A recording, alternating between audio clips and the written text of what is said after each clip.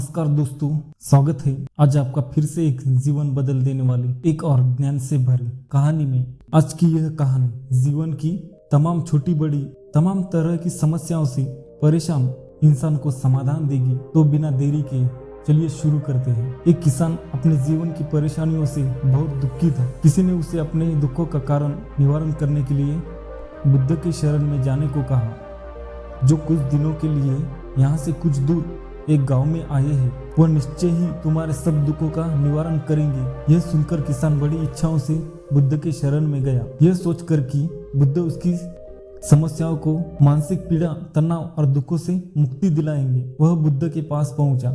उसने बुद्ध से कहा, हे बुद्ध, मैं एक किसान हूँ। मुझे खेती करना पसंद है, लेकिन बारिश कभी भी पर्याप्त नहीं होती और मेरी फसलें बर्बाद हो जाती हैं। पिछले साल मेरे पास खाने के लिए कुछ नहीं था और इस साल भी अत्यधिक बारिश के कारण फसल का बहुत नुकसान हुआ। मेरे पास खाने के लिए पर्याप्त भोजन नहीं है। मैं शादीशुदा हूँ। मेरी पत्नी मेरा ख्याल रखती है। मैं उससे प्यार करता हूँ, लेकिन कभी कभी वह मुझसे बहुत परेशान करती है और घर में बहुत क्लेश हो जाती है, जिससे मुझे लगता है कि अच्छा होता अगर वह मेरी जिंदगी में वो नहीं होती। तो मेरे भी 2 बच्चे हैं। कभी कभी मेरे बच्चे मेरा अनादर और अवज्ञा करते हैं, मेरे निर्देशों का पालन नहीं करते। किसान लगातार बुद्ध को अपने दुखमय जीवन के बारे में ऐसी तमाम बातें बता रहा था। बुद्ध उस दुखी किसान की समस्या को ध्यान से सुनते रहे।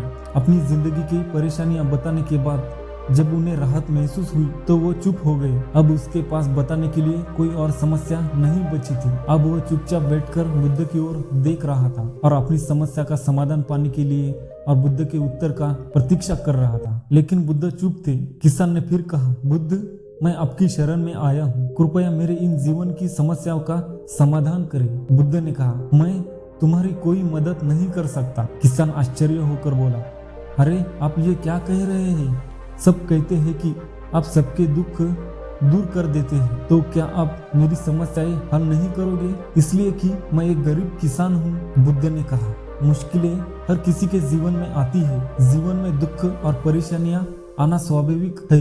व्यक्ति के जीवन में अक्सर उसके कर्मों के अनुसार परिस्थितियां बदलती रहती है, जिससे सुख, दुख, निराशा और क्रोध आता है। नए रिश्तों का बनना, पुराने रिश्तों का बिगड़ना, रिश्तों में मिठास, कड़वाहट, ये सब सामान्य है। यह एक जीवन का हिस्सा है और यह जीवन का चक्र है।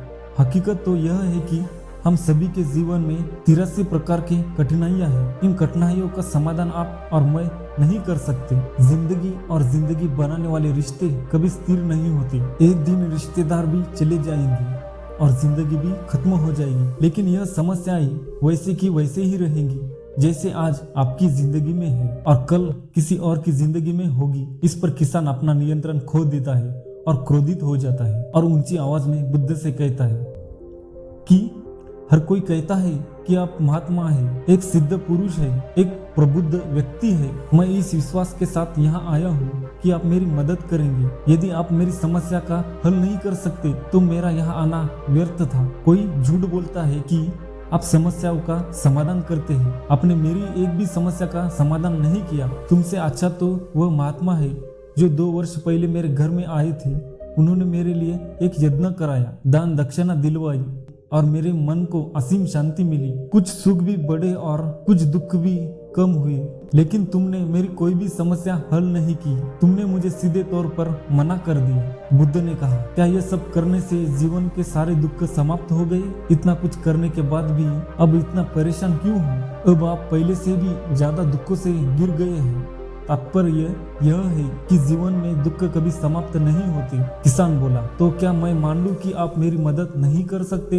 यदि आप ऐसी छोटी छोटी बातों का समाधान नहीं कर सकते तो आपके उपदेशों का क्या लाभ? बुद्ध ने कहा, तुम्हारी समस्या का समाधान तो नहीं कर सकता, लेकिन हाँ, मैं एक तुम्हारी दूसरी समस्या का समाधान अवश्य कर सकता हूँ। किसान आश्चर्यचकित हो गया और बोला कि पहली समस्या क्या है? बुद्ध ने कहा, यानी कि तुम अपने जीवन में कोई समस्या नहीं चाहती। आपकी सारी समस्या इसी समस्या के कारण उत्पन्न हुई है। यदि आप इस तथ्य को लेकर स्वीकार कर ले कि जीवन में समस्या मौजूद है और समस्या जीवन का हिस्सा है, तो आप जीवन में समस्याओं से विचलित नहीं हो पाएंगे। आप जीवन में आने वाली समस्याओं से विचलित हो जाते हैं क्योंकि आपको लगता है कि आप दुनिया के सबसे दुखी व्यक्ति हैं। जबकि सच्चाई यह है कि हर किसी को अपना दुख सबसे ज्यादा महसूस होता है। लेकिन जिस दिन यह समझने लगेंगे कि मेरा कष्ट अन्य लोगों की तुलना में बहुत कम है, और उस दिन से कोई दुख आप पर प्रभाव नहीं डाल पाएगा, आपके जीवन में कोई परेशानियां